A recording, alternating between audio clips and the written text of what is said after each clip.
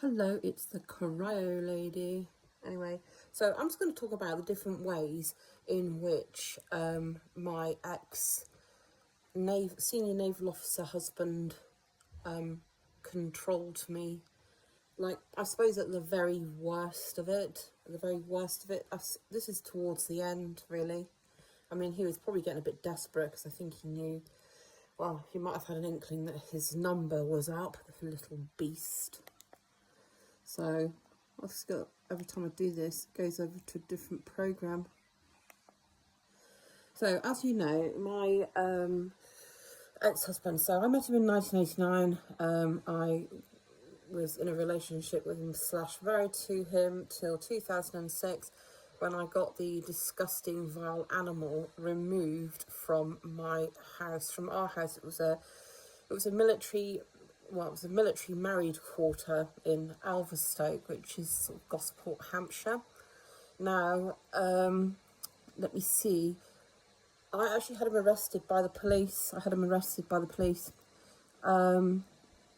What did it come to? I guess before I actually started to get strong. I got strong after I took a very serious overdose in, I think it was 2004. Yes, 2004, maybe it's 2005. Well, anyway, that doesn't really matter, because I don't really think about that too often now. But as soon as I'd taken that overdose, I realised that I'd done a very stupid thing, well, for me anyway, and I decided I was going to get strong, because there was no way that I could leave my children, possibly leave our 5 children with him. He was an absolutely disgraceful creature, as were his family. Now, what had he done? Okay, so here's some other things that he did. So, of course, we had all the name calling to start off with. Now, what impact does name calling have upon you? Well, it kind of, if you repeat it enough and enough, it starts to make you feel really quite bad about yourself. Now, first you'll feel quite enraged about it, like, how dare you? But then, when it's repeated, you start to sort of, I don't know, it starts to sink in, and you start to feel quite belittled and so on. And then, of course, there was the threats of violence. So he felt able to threaten. One of his favourite things was knives, I would say. Knives. I remember him, this is going back sort of relatively early in the marriage, we had an argument. Now, he couldn't just, have a reasonable discussion like any normal person could. No, he had to stand in the doorway of our kitchen, holding a large knife in his hand. So knives became quite popular for him, one of his go-to threatening devices. So other novel things that he threatened me with was, he once threatened me with an axe. Yep, that was actually in our downstairs lounge in one of the married quarters we lived in. So an axe, yes, you heard that. He's such a man, isn't he? And on another occasion, he threatened me with a hammer. So there's that. I remember one distinct occasion when he knocked me down to the floor, and unfortunately our 2 eldest children were standing in the doorway to the lounge as he held me down to the floor by my throat. Now, I was so petrified at the time, I was literally foaming at the mouth, When you see people do that on TV and in the films and things, or maybe when they're having a grand mal seizure. But yes, and then he said, "Come here, children. Come and have a look at the animal your mother has become." And I think we all know, really, don't we, that there was only one animal in that room, and it wasn't me or my children. So, again, towards the end, he'd berate me constantly, and he'd tell me what a shit mother I was, how shit I was.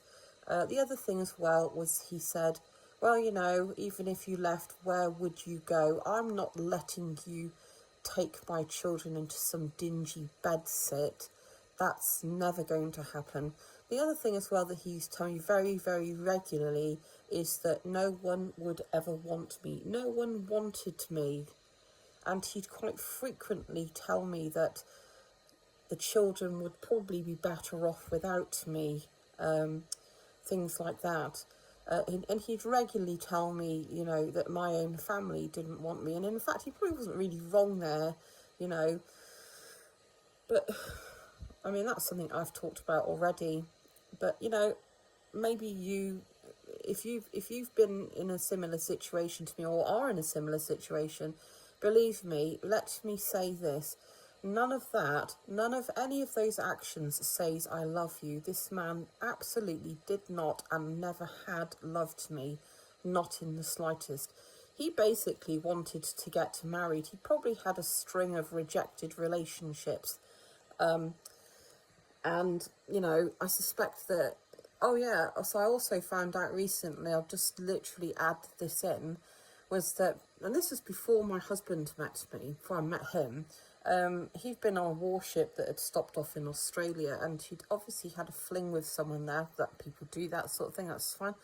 But literally a few months ago, we found out that he has a son. He has a son from a fling that he had whilst he was in Australia.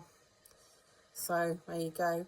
But another thing that, so getting back to the point, was that I also was made to shut my bank account down. I didn't have a bank account. All my money used to go straight to him. I know, but you know, this is what happens when you become so ground down. But like I said, after that overdose, I just became strong. I thought, I've got to do something about this. I just remember lying in that hospital bed, thinking to myself during the small dark hours of the night, is this my life? Is this what the rest of my life is going to be like? Do I want my life to be like this? Do I want my children to have to put up with this day in, day out? And what will it do to them? And what will it do to them? Because, you know, I'm their mum and I need to protect them, because he wasn't, and certainly his family weren't. I mean, I cannot even begin to describe what they're like.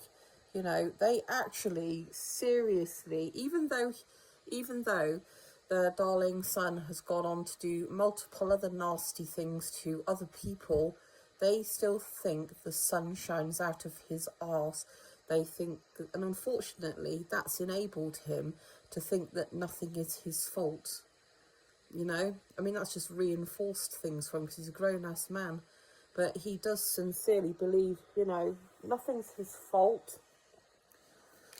It's all the fault of other people, and anything that goes wrong in his life is because of somebody else. But now, you know, he doesn't actually, like I say, doesn't actually have really any contact with his children. And that is entirely his choice. That is his choice. But believe me, doing all of those things does not say I love you. Do you want to live the rest of your life like that? Do you? I'm pretty sure you don't. And just remember, a lot of people think that a bad relationship is better than no relationship. No, it isn't. It isn't. It really isn't. You need to live your life. You need to live your lives.